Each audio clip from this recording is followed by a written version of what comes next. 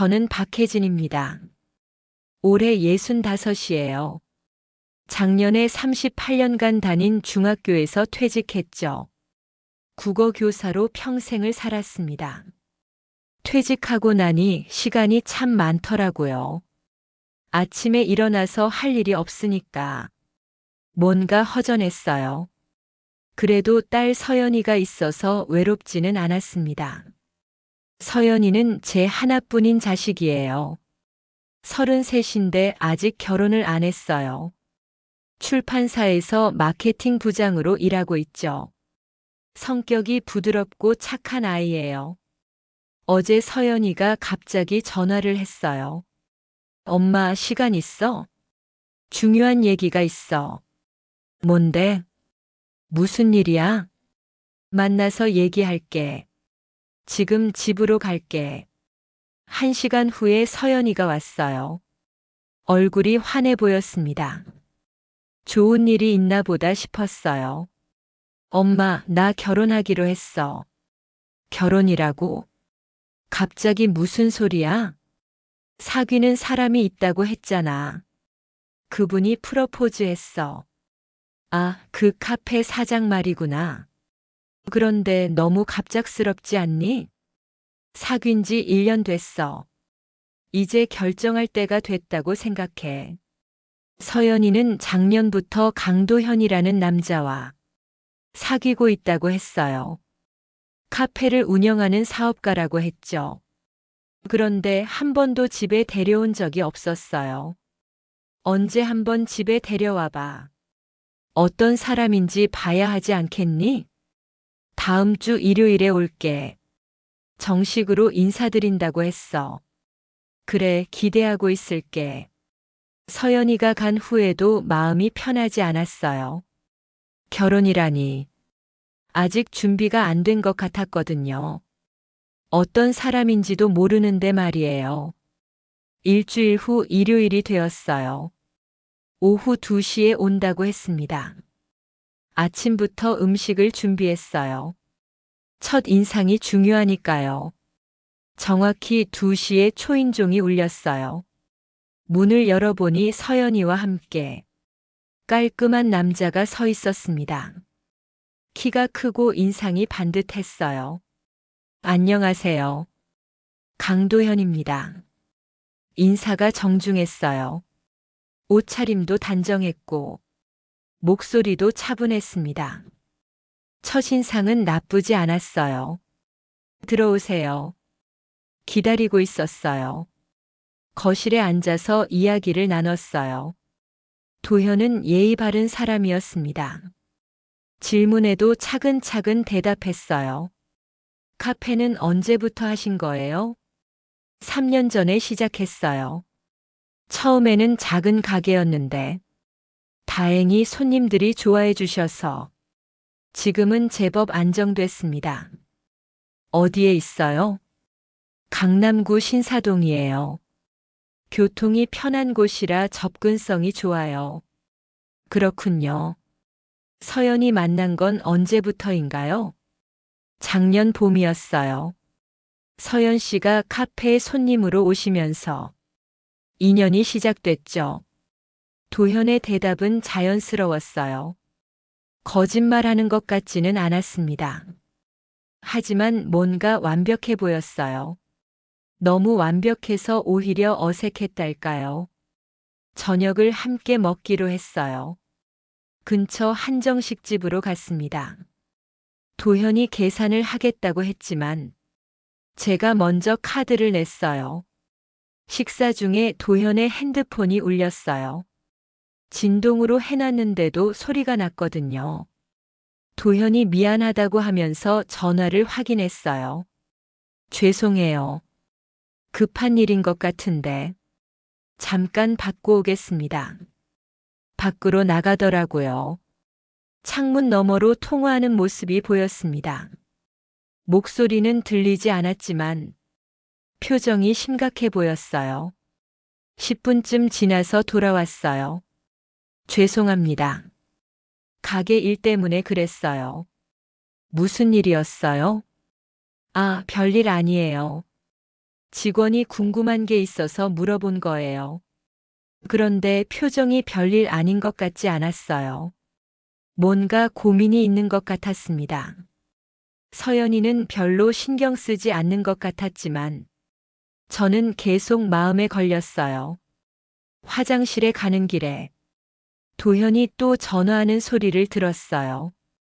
복도 끝에서 조용히 말하고 있었습니다. 이번 주까지만 버티면 돼. 조금만 더 기다려. 그 말이 제 귓가에 맴돌았어요. 무엇을 버틴다는 걸까? 무엇을 기다린다는 걸까? 불안한 기분이 들었습니다. 집으로 돌아가는 길에 서연이가 물어봤어요.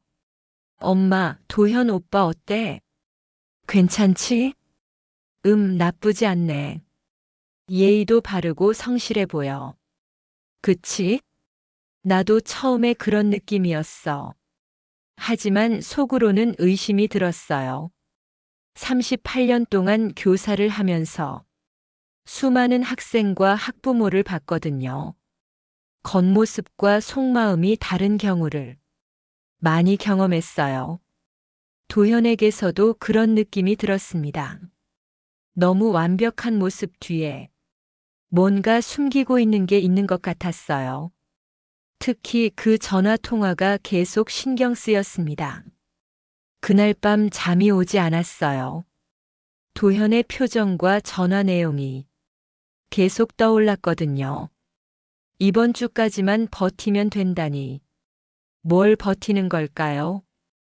혹시 서연이가 모르는 비밀이 있는 건 아닐까? 결혼을 앞두고 문제가 생긴 건 아닐까? 걱정이 되기 시작했어요. 서연이는 사랑에 빠지면 주변을 잘 못 보는 성격이에요. 어렸을 때부터 그랬거든요. 순수해서 사람을 쉽게 믿어요. 만약 도현이 뭔가 숨기고 있다면 서연이가 다칠 수도 있어요. 그건 절대 용납할 수 없었습니다. 딸의 행복이 최우선이니까요. 다음 날 아침에도 도현 생각이 계속 났어요. 뭔가 확인해 봐야겠다는 생각이 들었습니다.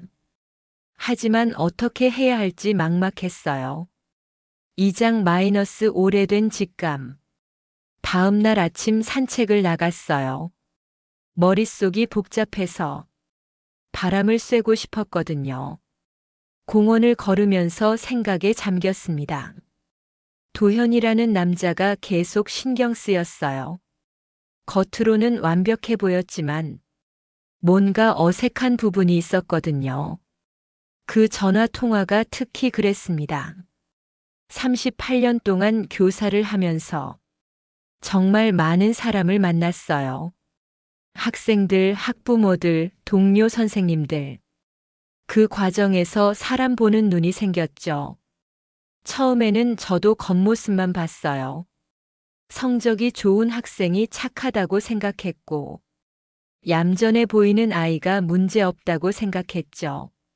하지만 시간이 지나면서 달랐습니다. 성적은 좋지만 친구를 괴롭히는 아이, 얌전해 보이지만 거짓말을 밥 먹듯 하는 아이, 반대로 겉으로는 문제아 같아 보이지만 속은 정말 따뜻한 아이들도 많았어요. 학부모들도 마찬가지였습니다. 처음에는 정중하고 예의 바르다가 나중에는 완전히 다른 모습을 보이는 분들. 아이 문제로 상담할 때 거짓말을 하는 분들도 있었어요. 그런 경험이 쌓이다 보니 직감이 생겼습니다. 말과 행동이 미묘하게 다를 때, 표정에서 어색함이 느껴질 때, 뭔가 숨기고 있구나 하는 걸 알 수 있었어요. 도현에게서도 그런 느낌이 들었어요. 너무 완벽한 대답, 너무 정중한 태도, 그리고 그 전화 통화. 겉모습이 다가 아니야. 속마음을 알아야 해. 하지만 어떻게 알아낼까요? 서연이에게 직접 물어볼 수도 없고, 도현을 의심한다고 말할 수도 없어요. 증거도 없는데 괜히 불안하게 만들 순 없잖아요. 동네 슈퍼에 들렀어요. 평소에 자주 가는 곳이었거든요. 사장인 오미자는 제 중학교 동창이에요. 나이도 같고 오래 알고 지낸 사이죠. 미자는 정보력이 뛰어난 사람이에요. 동네 소식은 물론이고 사람들 사는 이야기를 다 알고 있어요. 슈퍼를 하다 보니 자연스럽게 그런 정보들이 모이는 거죠. 혜진아, 요즘 어떻게 지내? 퇴직하고 나서 심심하지? 응, 그럭저럭 지내. 근데 미자야, 너한테 물어볼 게 있어. 뭔데? 서연이 결혼한다고 했어. 어머, 정말? 언제부터 사귀었어? 작년부터래. 카페 하는 사람이라고 하는데. 뭔가 좀 이상해. 왜? 뭐가 이상한데? 지난주에 집에 데려왔는데. 첫인상은 좋았어. 그런데 뭔가 완벽해서 어색했어. 완벽하면 좋은 거 아니야? 너무 완벽한 건 오히려 의심스럽지 않아? 그리고 전화 통화하는 걸 들었는데 이상한 말을 하더라고. 뭐라고? 이번 주까지만 버티면 된다고. 무슨 뜻인지 모르겠어. 미자가 심각한 표정을 지었어요. 그거 좀 이상하네. 뭔가 문제가 있는 건 아닐까? 나도 그런 생각이 들어. 근데 어떻게 알아내지? 서연이한테 말하자니 증거도 없고. 그럼 직접 확인해 봐야지. 직접? 어떻게? 사람 속은 직접 부딪혀 봐야 알지. 멀리서 보기만 해서는 모르잖아. 그렇긴 한데. 혜진아, 너 아직도 젊어 보여. 약간만 꾸미면 완전히 다른 사람 될 거야.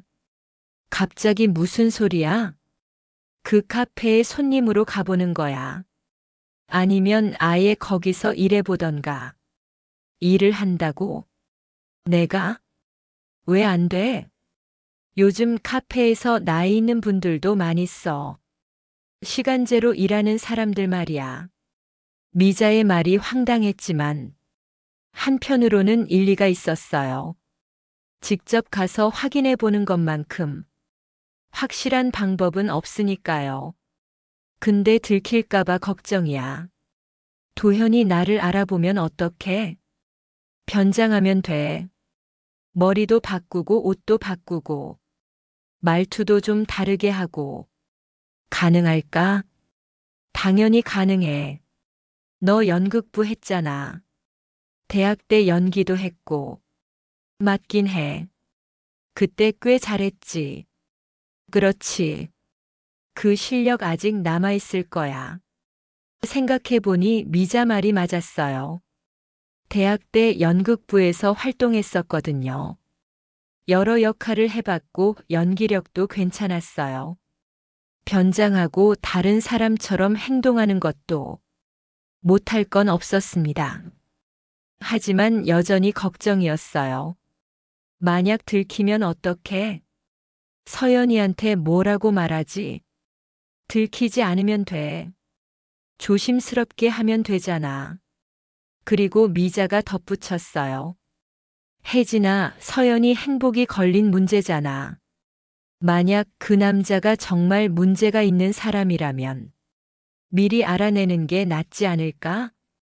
그 말이 제 마음을 움직였어요. 서연이의 행복을 위해서라면 뭐든 할 수 있었거든요. 설령 위험한 일이라도 말이에요.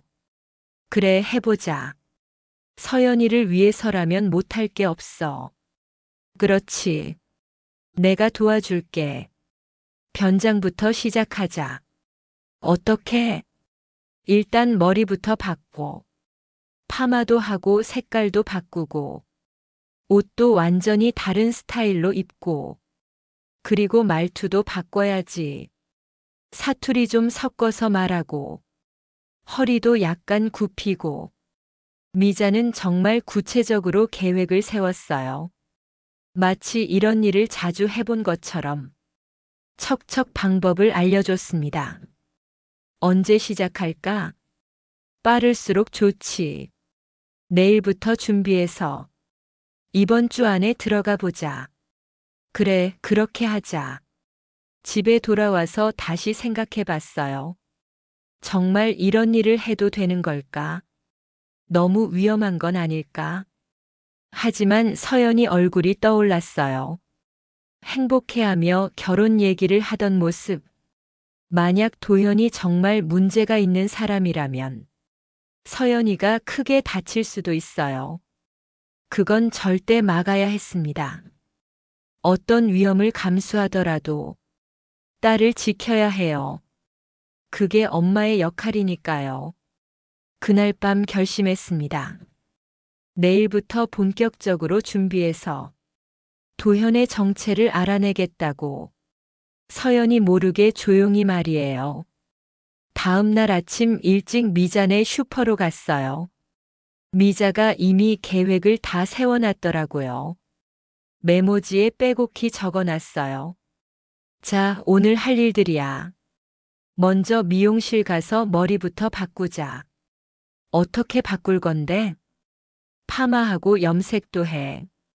지금 너 머리가 너무 단정하잖아. 좀 더 서민적으로 만들어야 해. 서민적이라니. 그래야 들키지 않지. 너 지금 모습은 너무 교사 같아. 미자 말이 맞았어요. 평소에 단정한 스타일을 좋아해서 머리도 항상 깔끔하게 정리했거든요.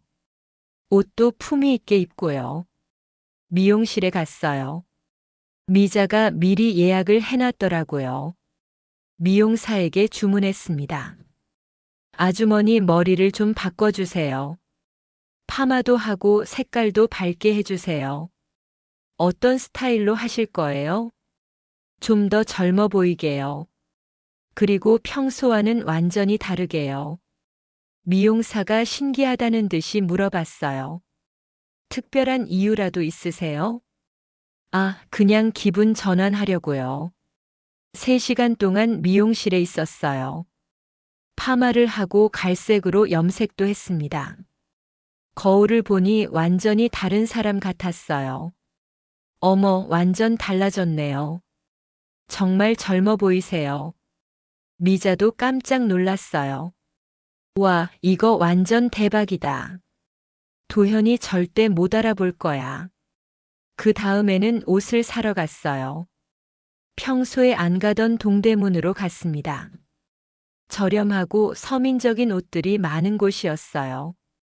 여기서 카페 알바생 같은 옷을 사자. 너무 비싸지 않은 걸로. 청바지에 단순한 티셔츠, 운동화도 샀어요. 평소에 입던 옷과는 완전히 달랐습니다. 집에 와서 새 옷을 입어봤어요. 거울을 보니 정말 신기했습니다. 같은 사람인지 의심스러울 정도였어요. 이제 말투 연습을 해야 해. 사투리도 좀 섞고, 목소리 톤도 바꿔봐. 어떻게 하지? 옛날에 연극할 때 생각해봐. 그때 사투리 역할도 했잖아. 맞아. 경상도 사투리를 썼었지. 그래, 그거야. 그리고 허리도 약간 굽히고, 걸음걸이도 바꿔. 미자 앞에서 연습을 했어요. 안녕하세요. 일자리 있다고 해서 왔는디요. 어떻게? 좀 더 자연스럽게. 그리고 몸짓도 바꿔봐. 몇 번 연습하니까 요령이 생겼어요. 대학 때 했던 연기 감각이 조금씩 돌아오는 것 같았습니다. 이제 카페에 가볼까? 벌써? 일찍 가서 미리 살펴보자. 어떤 분위기인지 알아야지. 신사동에 있는 도현의 카페로 갔어요. 브루잉스라는 이름이었습니다. 생각보다 크고 깔끔한 곳이었어요. 카페 앞에서 한참 서성였어요. 정말 들어가도 될까?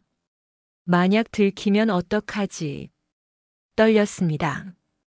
용기를 내서 문을 열었어요. 안에는 손님들이 꽤 있었습니다. 카운터에 도현이 서 있었어요. 가슴이 쿵쾅거렸어요. 그래도 최대한 자연스럽게 행동했습니다. 허리를 약간 굽히고 걸어갔어요. 저기 사장님, 일자리 있다고 들었는디요. 도현이 저를 보더라고요. 몇 초 동안 바라봤지만 전혀 알아보지 못하는 것 같았어요. 아, 네. 구인 광고 보고 오신 거죠? 네, 맞습니다. 시간제로 일할 수 있나요? 가능해요. 경력이 어떻게 되세요? 다른 카페에서 일해봤어요.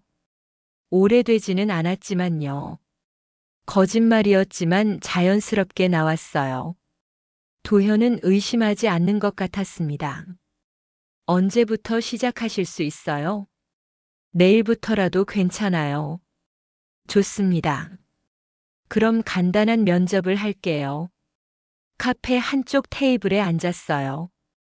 도현이 몇 가지 질문을 했습니다. 성함이 어떻게 되세요? 박순자라고 합니다.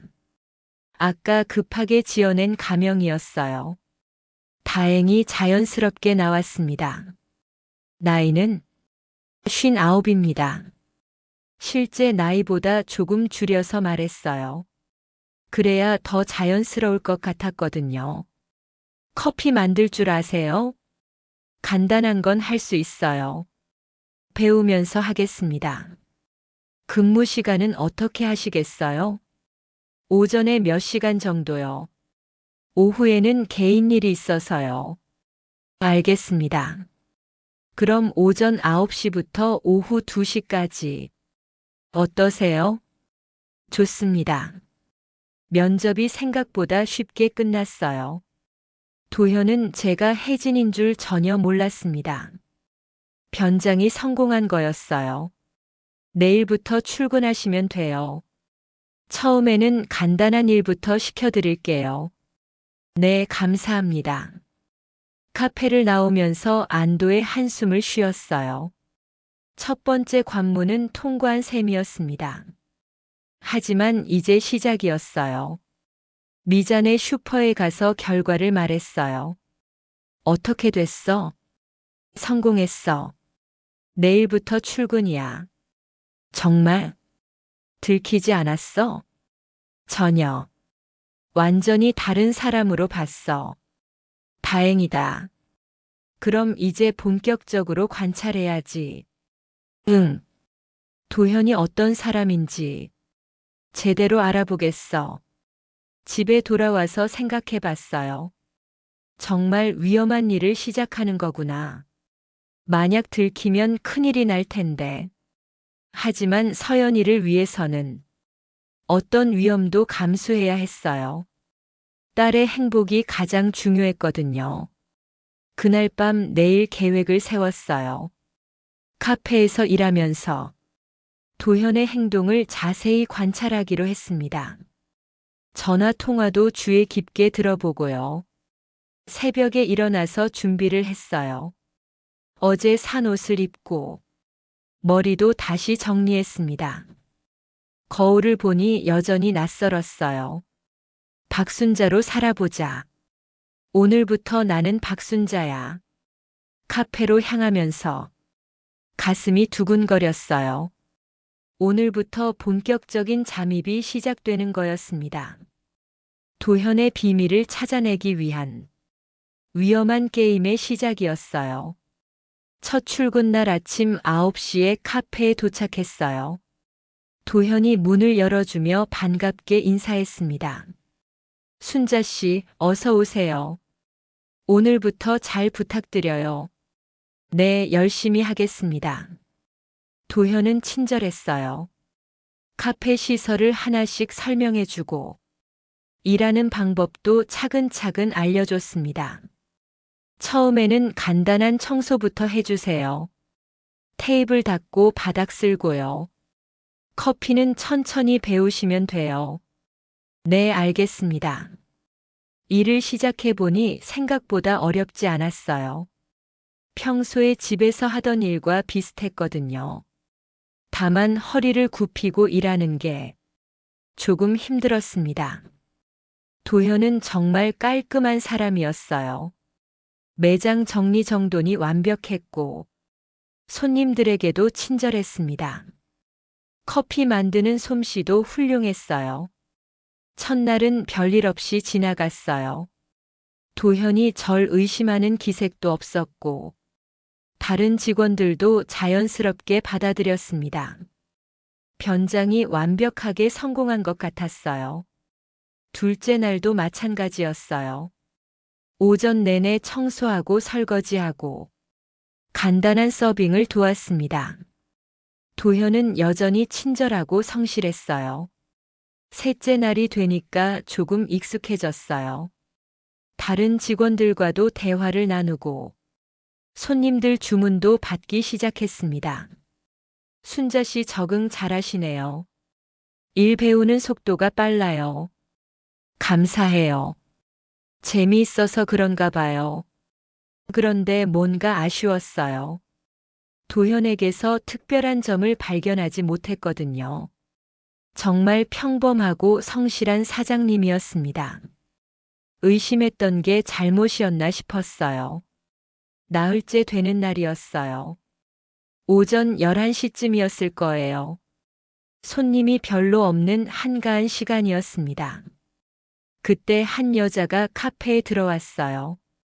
30살 정도로 보였고 화려한 옷을 입고 있었습니다. 화장도 진하게 하고 있었어요. 일반 손님과는 분위기가 달랐어요. 뭔가 다른 목적이 있어 보였습니다. 메뉴판도 보지 않고 곧장 카운터로 향했어요. 도현을 찾아온 거였어요. 도현 씨 있어요? 네, 제가 도현인데요. 어떻게 오셨어요? 얘기할 게 있어서 왔어요. 그 여자는 주문도 하지 않았어요. 도현과 함께 카페 한쪽 구석으로 갔습니다. 손님들이 잘 보이지 않는 자리였어요. 저는 테이블을 닦는 척하며 그쪽을 주의 깊게 봤습니다. 두 사람이 뭔가 심각한 대화를 하고 있었어요. 목소리가 작아서 내용은 들리지 않았지만 표정을 보니 중요한 이야기인 것 같았어요. 도현의 얼굴이 평소와 달리 어두웠습니다. 10분쯤 지났을까요? 그 여자가 일어났어요. 도현도 함께 일어나더니 뭔가를 주고받았습니다. 자세히 보니 도현이 두툼한 봉투를 그 여자에게 줬어요. 돈 봉투인 것 같았습니다. 그 여자는 봉투를 받고 곧바로 카페를 나갔어요. 계산도 하지 않았습니다. 음료 하나 시키지 않고 그냥 갔어요. 도현은 카운터로 돌아왔지만 표정이 좋지 않았어요. 평소의 밝은 모습과는 달랐습니다. 뭔가 고민이 있어 보였어요. 궁금해서 미칠 것 같았어요. 그 여자는 누구일까? 왜 돈을 줬을까? 무슨 관계일까? 점심시간이 되어서 잠시 쉬는 시간에 다른 직원에게 슬쩍 물어봤어요. 아까 온 그 여성분은 누구예요? 사장님과 아는 사이인 것 같던데. 아, 라라 씨 말씀이세요? 가끔 오시는 분이에요. 라라요? 어떤 사이인가요? 잘 모르겠어요. 사장님 개인적인 일인 것 같아서 저희도 묻지 않아요. 그렇군요. 하지만 뭔가 이상했어요. 라라라는 여자와 도현의 관계가 단순하지 않아 보였거든요. 그리고 그 돈 봉투도 수상했고요. 오후에 일하면서 계속 생각했어요. 도현이 왜 라라에게 돈을 줬을까? 혹시 빚이 있는 건 아닐까? 아니면 다른 이유가 있는 걸까? 서연이에게는 말하지 않은 비밀이 있는 것 같았어요. 결혼을 앞둔 상황에서 이런 일이 있다는 게 걱정됐습니다. 퇴근 시간이 되어서 집에 돌아왔어요. 미자에게 바로 전화했습니다. 미자야, 큰일이야. 뭔가 이상한 걸 봤어. 뭘 봤는데? 라라라는 여자가 카페에 왔는데 도현이 돈 봉투를 줬어. 돈 봉투? 얼마나? 두툼해 보였어. 꽤 많은 것 같았어. 그거 완전 수상하네. 무슨 관계일까? 모르겠어. 다른 직원들도 잘 모르는 것 같고. 더 지켜봐야겠네. 내일도 잘 관찰해봐. 응, 그럴게. 그날 밤 잠이 잘 오지 않았어요. 라라와 도현의 관계가 계속 궁금했거든요. 그리고 그 돈이 무엇 때문인지도요. 만약 도현이 정말 문제가 있는 사람이라면 서연이에게 빨리 알려줘야 해요. 하지만 아직 확실하지 않으니까 더 지켜봐야겠다고 생각했습니다. 다음 날 출근길에 다짐했어요. 오늘은 더 자세히 관찰해보자. 라라가 또 오면 대화 내용도 들어보고 도현의 행동도 세심하게 봐야겠다고요. 첫 번째 균열을 발견한 거였어요. 완벽해 보였던 도현에게 뭔가 숨기는 일이 있다는 걸 알았습니다. 이제부터 진짜 조사가 시작되는 거였어요. 라라를 목격한 지 일주일이 지났어요. 그 사이에 라라는 2번 더 왔습니다. 매번 똑같은 패턴이었어요. 주문도 하지 않고 도현과 이야기하고 돈 봉투를 받아서 나가는 거였죠. 일주일 사이에 3번이나 온 거예요. 그것만 봐도 심상치 않았습니다. 도현도 라라가 올 때마다 표정이 어두워졌어요. 다른 직원들에게 슬쩍 물어봤지만 아무도 자세한 건 모르는 것 같았어요. 사장님 개인 일이라고 관심을 두지 않는다고 했습니다. 어느 날 오후였어요. 마지막 손님이 나가고 문을 닫을 시간이었습니다. 도현이 잠깐 화장실에 간 사이에 카운터 정리를 도와드렸어요. 서랍을 정리하다가 우연히 종이 뭉치를 발견했어요. 은행 서류 같아 보였습니다. 호기심에 살짝 들여다봤어요. 통장 사본이었어요. 도현 명의로 된 통장이었습니다. 거래 내역이 빼곡히 적혀 있었어요. 입금과 출금이 반복되고 있었죠. 자세히 보니까 이상했어요. 매주 일정한 금액이 나가고 있었거든요. 50만 원씩 출금되는 기록이 계속 반복되고 있었습니다. 그런데 더 놀라운 건 송금인 명단이었어요. 라라라는 이름이 여러 번 나왔거든요. 일주일에 1~2번씩 꾸준히요. 가슴이 두근거렸어요. 이건 분명히 뭔가 있는 거였습니다. 평범한 거래가 아니었어요. 왜 라라에게 이렇게 자주 돈을 줄까요? 더 자세히 보려고 했는데 도현이 화장실에서 나오는 소리가 들렸어요. 급하게 서류를 원래대로 놓고 아무 일 없었던 것처럼 행동했습니다. 순자 씨 수고하셨어요. 오늘도 고생 많으셨어요. 아니에요. 저야말로 감사하죠. 도현은 평소와 다름없이 말했지만 제 마음은 복잡했어요. 그 통장 내역이 계속 머릿속을 맴돌았거든요.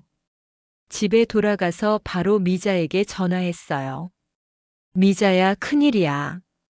오늘 또 이상한 걸 봤어. 또 뭘 봤는데? 도현 통장 사본을 봤는데 라라한테 돈을 계속 보내고 있어. 얼마나? 일주일에 50만 원씩. 벌써 몇 달째 계속이야.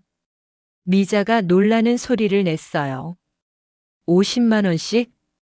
그럼 한 달에 200만 원 넘게 주는 거네. 그러게. 정말 이상하지 않아? 이거 보나마나 빚이거나 뒷거래야. 정상적인 관계가 아니라고. 빚이라면 무슨 빚일까? 사업 자금일 수도 있고, 아니면 다른 이유가 있거나, 어쨌든 좋은 일은 아닐 거야. 미자 말이 맞는 것 같았어요. 한 달에 200만 원 이상을 계속 누군가에게 준다는 건 정상적이지 않았거든요. 특히 결혼을 앞둔 상황에서 이런 일이 있다는 게 문제였어요. 서연이는 전혀 모르고 있을 텐데 나중에 알게 되면 큰 충격을 받을 거예요. 며칠 더 지켜봐야겠어. 더 확실한 증거를 찾아야 해. 그래, 조심스럽게 해. 들키지만 않으면 돼. 걱정이 되기 시작했어요. 도현이 정말 문제가 있는 사람인가? 서연이에게 숨기고 있는 비밀이 뭘까? 혹시 빚이 많은 건 아닐까? 그날 밤 잠을 못 잤어요. 만약 도현이 빚 때문에 힘들어하고 있다면 서연이와 결혼해서도 계속 문제가 될 거예요. 신혼생활에 큰 지장이 있을 수도 있고요. 아니면 더 심각한 일일 수도 있어요. 불법적인 일에 연루되어 있거나 사업에 문제가 있을 수도 있고요. 어떤 경우든 좋지 않았습니다. 다음 날 출근해서도 계속 그 생각만 났어요. 도현을 보니까 평소와 똑같아 보였지만 이제는 다르게 보였습니다. 친절한 미소 뒤에 뭔가 숨기고 있는 게 있구나. 서연이에게 말하지 못할 비밀이 있구나. 그런 생각이 들었어요. 점심시간에 도현이 말했습니다. 순자 씨, 요즘 일 어떠세요? 많이 힘드시지는 않죠? 아니에요. 재미있게 하고 있어요. 다행이네요. 앞으로도 잘 부탁드려요. 네, 열심히 하겠습니다. 도현의 말은 진심 같았어요. 하지만 라라와의 관계는 여전히 비밀이었습니다. 다른 직원들에게도 말하지 않고 저에게도 당연히 숨기고 있었어요. 오후에 카페 정리를 하면서 다시 한번 서랍을 살펴봤어요. 이번에는 더 조심스럽게 주변을 살피면서 봤습니다. 통장 사본 외에도 다른 서류들이 있었어요. 사업자 등록증, 임대차 계약서, 그리고 몇 장의 영수증들. 영수증을 보니까 병원 영수증도 있었어요. 꽤 큰 금액이었습니다. 10만 원, 20만 원씩 여러 장이 있었어요. 병원 이름을 보니까 요양병원이었어요. 왜 요양병원 영수증이 있을까? 도현이 아픈 건 아닌 것 같은데 궁금해졌습니다. 그때 도현이 다가오는 소리가 들렸어요. 급하게 서랍을 닫고 자연스럽게 행동했어요. 순자 씨, 뭐 하세요? 아, 정리하고 있었어요. 서랍이 좀 어수선해서요. 고마워요. 항상 깔끔하게 정리해 주셔서 감사해요. 도현은 아무것도 눈치채지 못한 것 같았어요. 하지만 제 마음은 더욱 복잡해졌습니다. 라라에게 주는 돈, 요양병원 영수증, 이 모든 게 어떻게 연결되어 있을까요? 퇴근하면서 생각했어요. 이제 확실해졌어. 도현에게는 분명히 비밀이 있어. 그리고 그 비밀이 뭔지 알아내야 해. 서연이의 행복이 걸린 문제였어요. 결혼 전에 꼭 진실을 밝혀야 했습니다. 그게 엄마로서 제 책임이라고 생각했어요. 통장 사본을 본 지 3일이 지났어요. 그 사이에 라라는 또 한 번 왔습니다. 이번에는 좀 더 가까이서 관찰해 봤어요. 하지만 대화 내용은 여전히 들리지 않았어요. 그날은 평소보다 손님이 많았어요. 오후 1시쯤이었는데 테이블이 거의 다 찼습니다. 저는 바쁘게 서빙을 도왔어요. 그런데 갑자기 익숙한 목소리가 들렸어요. 안녕하세요. 도현 오빠 계신가요? 깜짝 놀라서 고개를 돌렸어요. 서연이었습니다. 예고도 없이 카페에 나타난 거예요.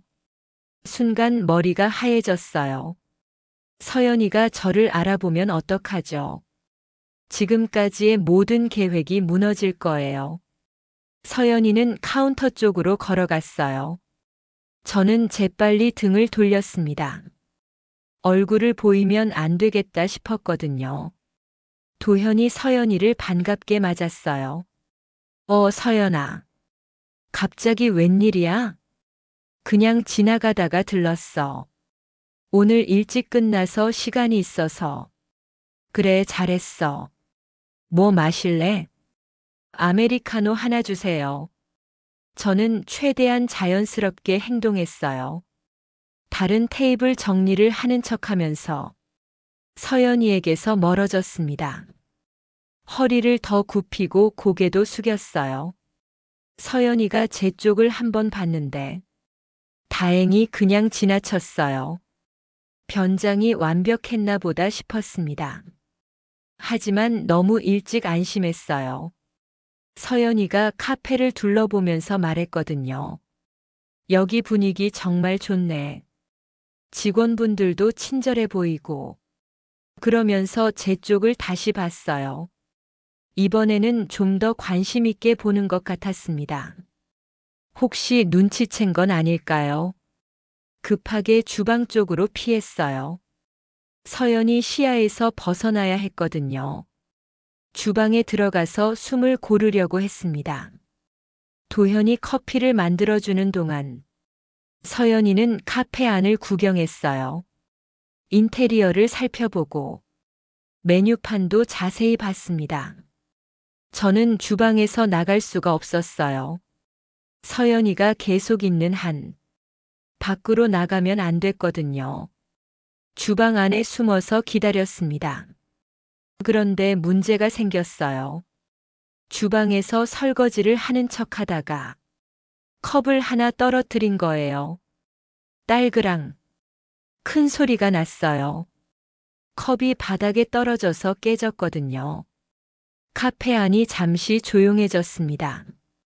서연이 목소리가 들렸어요. 무슨 소리예요? 도현이 대답했어요. 주방에서 그릇이 좀 깨진 것 같네요. 괜찮을 거예요. 저는 황급히 깨진 컵을 치웠어요. 손이 떨려서 제대로 되지 않았습니다. 이러다가 정말 들킬 것 같았어요. 서연이가 또 물어봤어요. 주방에 누가 있어요? 혹시 다치신 건 아니죠? 신입 아르바이트생이에요. 아직 서툴러서 그런 것 같아요. 괜찮습니다. 도현이 재빨리 둘러댔어요. 다행히 서연이는 더 이상 묻지 않았습니다. 하지만 저는 여전히 불안했어요. 주방 문틈으로 밖을 내다봤어요. 서연이가 테이블에 앉아서 커피를 마시고 있었습니다. 도현과 이런저런 이야기를 나누고 있었어요. 1시간 정도 지났을까요? 서연이가 일어났어요. 그럼 나갈게. 오늘 맛있는 커피 고마웠어. 고마워. 다음에 또 놀러와. 언제든지 올게. 여기 정말 좋네. 서연이가 카페를 나갔어요. 그제서야 저는 안심할 수 있었습니다. 가슴이 쿵쾅거렸어요. 도현이 주방으로 왔어요. 순자 씨, 괜찮으세요? 다치신 건 아니죠? 네, 괜찮아요. 죄송해요. 컵을 깨뜨려서. 괜찮아요. 누구나 실수할 수 있어요. 조심하시면 돼요. 도현은 화내지 않았어요. 오히려 걱정해줬습니다. 그런데 표정이 좀 이상했어요. 혹시 저를 의심하는 건 아닐까? 서연이가 온 타이밍과 제가 주방에 숨은 타이밍이 너무 우연의 일치였거든요. 하지만 도현은 아무 말도 하지 않았어요. 그냥 평소처럼 일을 계속했습니다. 저도 최대한 자연스럽게 행동했어요. 퇴근 시간이 되어서 집에 돌아왔어요. 온몸에 힘이 쭉 빠졌습니다. 정말 아슬아슬했어요. 조금만 더 늦었으면 들킬 뻔했거든요. 서연이에게서 전화가 왔어요. 엄마, 오늘 도현 오빠 카페에 다녀왔어. 그래? 어땠어? 정말 좋더라. 분위기도 좋고 커피도 맛있고 직원분들도 친절해 보이고 다행이네. 그런데 좀 이상한 게 있었어. 주방에서 그릇 깨지는 소리가 났는데 신입 직원이라고 하더라고. 그럴 수 있지. 처음에는 서툴잖아. 맞긴 한데 뭔가 숨어 있는 것 같았어. 얼굴도 안 보이고 서연이가 의심하는 것 같았어요. 하지만 확신은 없어 보였습니다. 그냥 이상하다는 정도였어요. 아마 부끄러웠을 거야. 실수해서 숨고 싶었겠지. 그럴까? 그런 것 같기도 하고. 서연이는 더 이상 묻지 않았어요. 하지만 저는 조심해야겠다고 생각했습니다. 이런 일이 또 생기면 정말 위험해요. 미자에게 전화해서 상황을 말했어요. 정말 아슬아슬했네. 다행히 들키지 않았지만, 응, 정말 위험했어. 앞으로 더 조심해야겠어. 서연이가 또 올 수도 있으니까 대비책을 생각해둬야겠어. 그래, 뒷문으로 나가는 경로도 미리 확인해 둘게. 오늘 일로 깨달았어요. 이 일이 얼마나 위험한지 말이에요. 하지만 포기할 수는 없었습니다.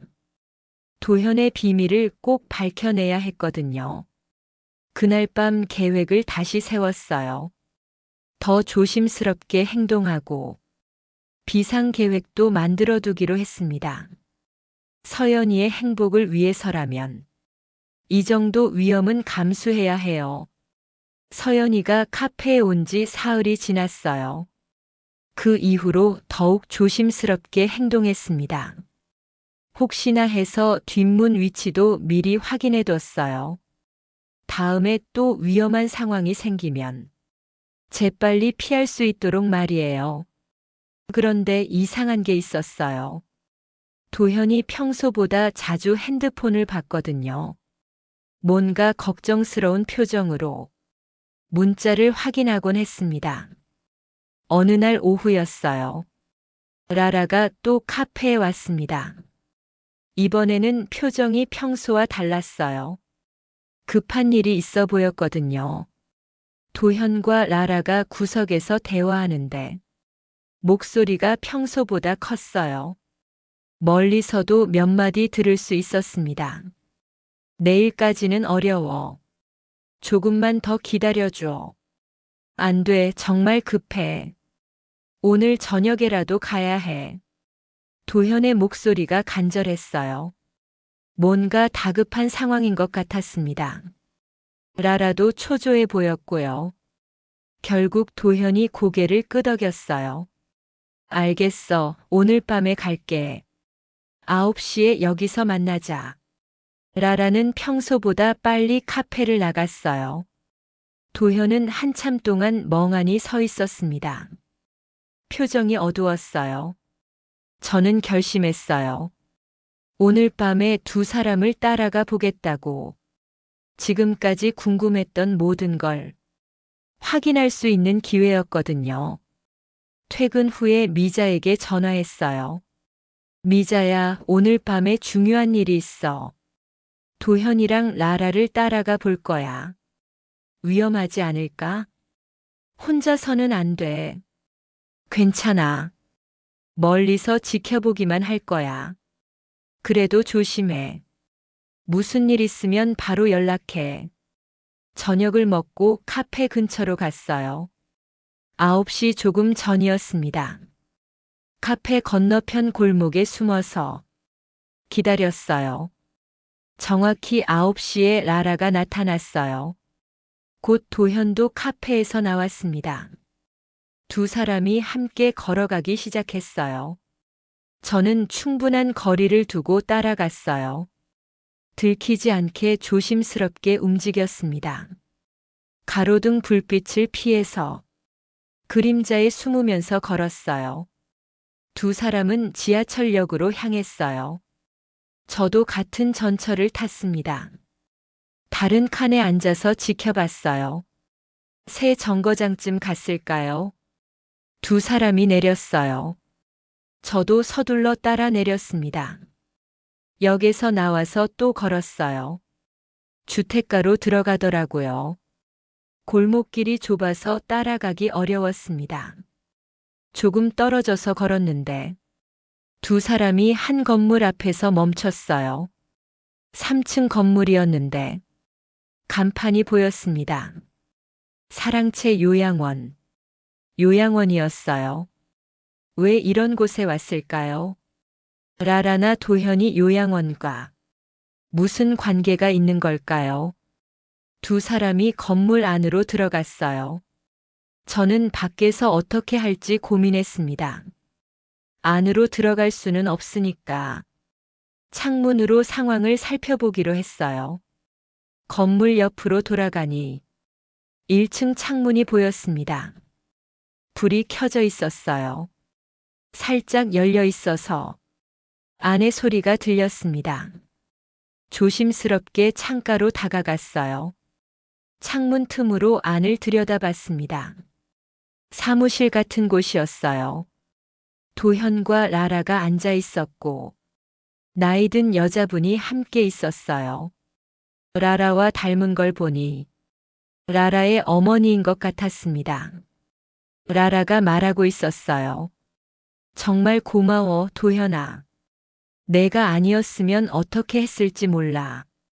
도현이 대답했어요. 괜찮아. 당연한 일이야. 라라 어머니가 고개를 숙였어요. 정말 죄송해요. 이렇게까지 도움을 받아서. 뭐요? 저도 라라 아버지를 많이 좋아했어요. 이런 일이 있을 줄 알았으면 더 일찍 도와드렸을 텐데. 라라의 목소리가 떨렸어요.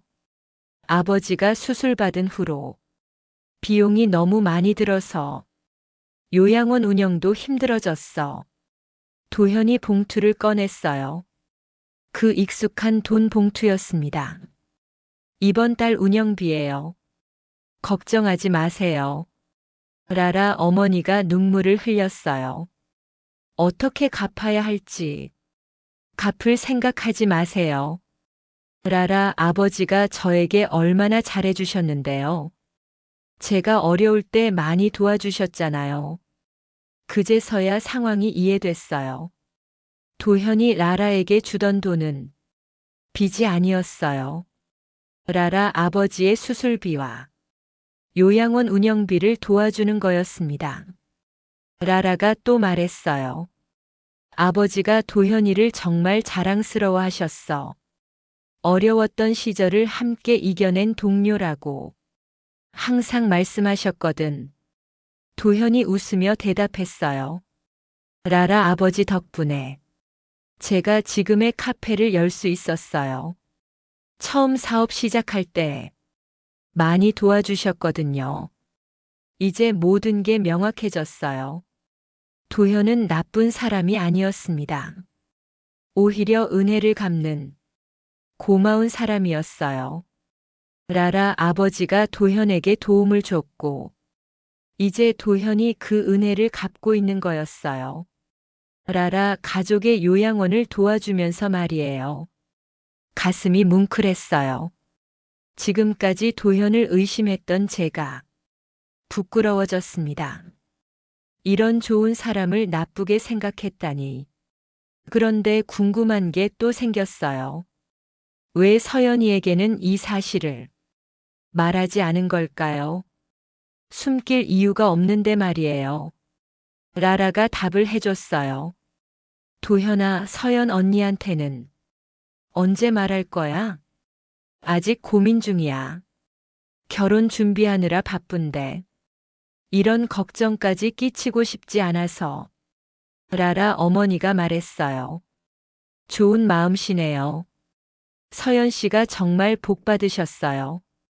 이런 남자 만나기 쉽지 않은데. 도현이 겸손하게 말했어요. 제가 더 고마워요. 서연이 덕분에 힘이 나거든요. 힘든 일도 이겨낼 수 있고요. 저는 창가에서 물러났어요. 더 이상 들을 필요가 없었거든요. 모든 진실을 알았으니까요. 집으로 돌아가는 길에 마음이 복잡했어요. 도현을 의심했던 게 미안했지만 한편으로는 다행이라는 생각도 들었어요. 서연이가 좋은 사람을 만났구나. 겉보기에만 좋은 게 아니라 마음씨까지 착한 사람을 말이에요. 이런 남자라면 서연이를 잘 지켜줄 거예요. 집에 도착해서 미자에게 전화했어요. 미자야, 모든 게 오해였어. 도현은 정말 좋은 사람이야. 정말? 무슨 일이었는데? 라라 아버지를 도와주고 있었어. 수술비랑 요양원 운영비를 지원하고 있었던 거야. 그럼 빚이 아니었구나. 오히려 남을 도와주고 있었네. 응. 은혜를 갚는 거였어. 정말 착한 사람이야. 다행이다. 그럼 서연이한테 말해야지. 하지만 어떻게 말하지? 내가 변장해서 카페에서 일했다고. 그럴 수는 없잖아. 그것도 그렇네. 좀 더 생각해 봐야겠어. 그날 밤 잠자리에 누워서 오늘 일을 돌이켜 봤어요. 정말 많은 일이 있었습니다. 그리고 큰 깨달음을 얻었어요. 사람을 겉모습만으로 판단하면 안 되지만 속마음만으로도 판단하면 안 되는구나. 도현의 행동에는 다 이유가 있었어요. 선한 이유가 말이에요. 이제 어떻게 해야 할까요? 서연이에게 진실을 알려줘야 할까요? 아니면 그냥 모르는 척 할까요? 고민이 되었습니다.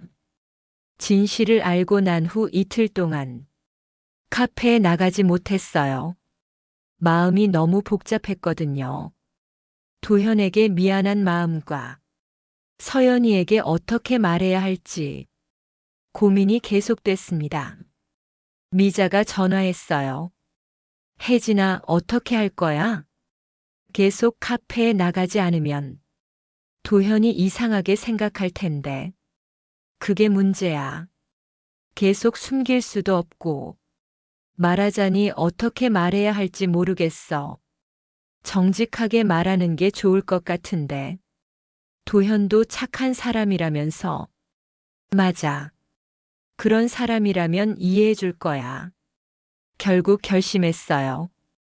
도현에게 모든 걸 털어놓기로 했습니다. 더 이상 숨길 수는 없었거든요.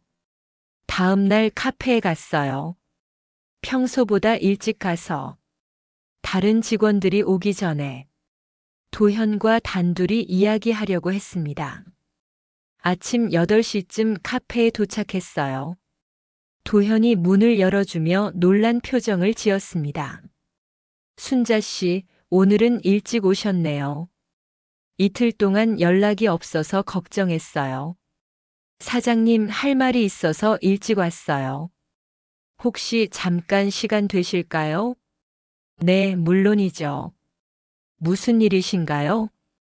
가슴이 두근거렸어요. 하지만 이제 말해야 할 때였습니다. 더 이상 미룰 수는 없었어요. 사실은 제가 박순자가 아니에요. 네. 무슨 말씀이세요? 저는 박혜진입니다. 서연이 어머니예요. 도현의 얼굴이 하얘졌어요. 몇 초 동안 말을 못하더니 의자에 주저앉았습니다. 어머니? 정말 어머니세요? 네, 맞아요. 죄송해요.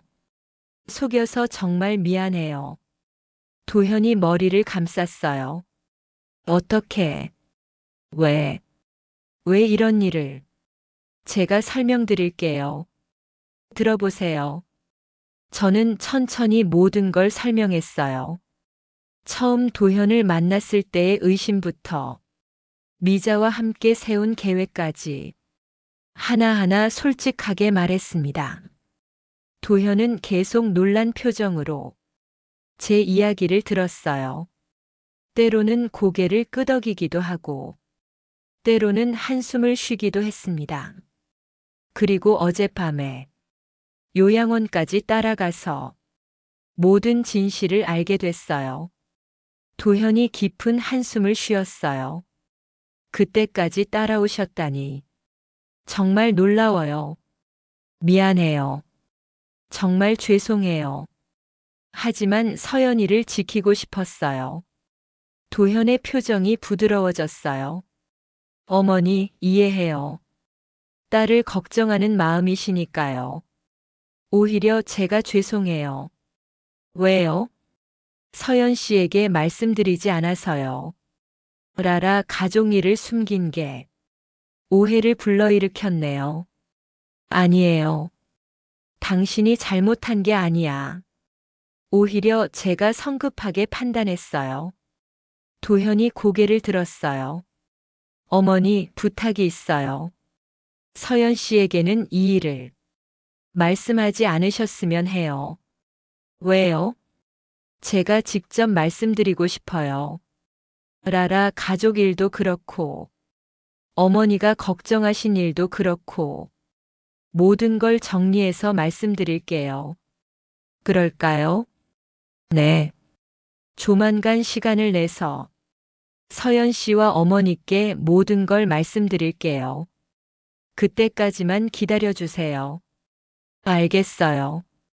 그렇게 하죠. 도현이 일어나서 깊이 인사했어요. 어머니, 정말 감사해요. 서연 씨를 이렇게 아껴주셔서요. 앞으로 더 잘하겠어요. 당신도 참 고생 많았겠어요. 혼자서 그 모든 걸 짊어지고. 괜찮아요. 당연한 일이었어요. 이제 서연이에게 말해주세요. 숨기지 말고 모든 걸 털어놓으세요. 그래야 진짜 부부가 되는 거예요. 네, 알겠습니다. 일주일 후에 도현이 연락했어요. 가족 식사를 하자고 했습니다. 서연이에게 모든 걸 말했다고 하더라고요. 그날 저녁 식당에서 만났어요. 서연이의 얼굴이 많이 달라 보였습니다. 뭔가 성숙해진 것 같았어요. 엄마, 도현 오빠가 모든 걸 말해줬어. 라라 언니 가족 일도 그렇고, 오빠가 얼마나 착한 사람인지도 알았어. 그래, 다행이다. 그런데 엄마는 어떻게 알았어? 도현 오빠가 좋은 사람이라는 걸. 저는 잠시 말을 멈췄어요. 어떻게 대답해야 할까 고민했습니다. 도현이 제 눈을 보며 고개를 끄덕였어요. 비밀로 하자고 했던 약속을 지키라는 뜻이었죠. 엄마가 오래 살다 보니까 사람 보는 눈이 생겼거든. 진심은 겉으로 보이는 모습이 아니라 행동에서 나오는 거야. 어떤 행동에서요? 도현이가 당신을 대하는 모습을 보면 알 수 있어. 정말 사랑하는 사람한테만 보이는 그런 따뜻한 눈빛이 있거든. 서연이의 눈에 눈물이 고였어요. 엄마 고마워요. 걱정해줘서 정말 고마워요. 서연이가 도현의 손을 꼭 잡았어요. 오빠 앞으로는 혼자서 모든 걸 해결하려고 하지 마요. 저도 함께 할 수 있는 일이 있을 거예요. 도현도 눈시울이 붉어졌어요. 고마워, 서연아. 앞으로는 뭐든 함께 하자. 어머니, 정말 감사해요. 서연이를 저에게 맡겨주셔서요. 평생 잘 지켜드리겠어요. 저도 눈물이 났어요. 이런 모습을 보고 싶었거든요. 서로를 진심으로 아끼는 모습을 말이에요. 그날 밤 집에 돌아와서 미자에게 전화했어요. 미자야, 모든 게 잘 해결됐어. 정말? 어떻게 됐는데? 도현이 서연이한테 모든 걸 말했어. 이제 숨기는 일 없이 진심으로 서로 사랑할 수 있게 됐어. 다행이다. 그럼 결혼 준비도 잘 되겠네. 응. 이제 마음 놓고 결혼 준비할 수 있어. 혜진아, 수고했어. 딸을 위해서 정말 많이 애썼네. 덕분이야. 미자가 도와주지 않았으면 어떻게 했겠어? 뭘? 친구 사이에 그런 말이 어디 있어? 그날 밤 잠자리에서 생각했어요. 정말 많은 일이 있었구나. 변장하고 카페에서 일하고 도현을 의심하고 미행까지 했고. 하지만 결과적으로는 잘 됐어요. 도현이 어떤 사람인지 확실히 알게 됐고 서연이도 진실을 알게 됐으니까요. 무엇보다 가장 좋은 건 이제 서연이가 정말 믿을 만한 사람과 결혼하게 됐다는 거예요. 겉모습만 좋은 게 아니라 마음씨까지 착한 사람과 말이에요. 창밖을 보니 별이 떠 있었어요. 정말 아름다운 밤이었습니다. 서연이의 행복한 미래가 저 별처럼 밝게 빛날 거라고 생각하니 마음이 따뜻해졌어요. 때로는 의심도 필요하지만 때로는 믿음도 필요하구나. 그리고 가장 중요한 건 사랑하는 사람을 지키려는 진심 어린 마음이구나. 그런 생각을 하면서 잠이 들었어요. 정말 평화로운 잠이었습니다. 딸의 행복을 확신할 수 있는 그런 편안한 잠이었어요.